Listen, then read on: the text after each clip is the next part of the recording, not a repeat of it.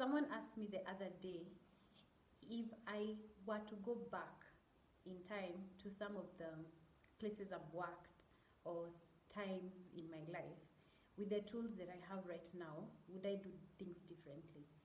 And I don't think anyone had ever asked me that question. I took a step back and thought, oh my God.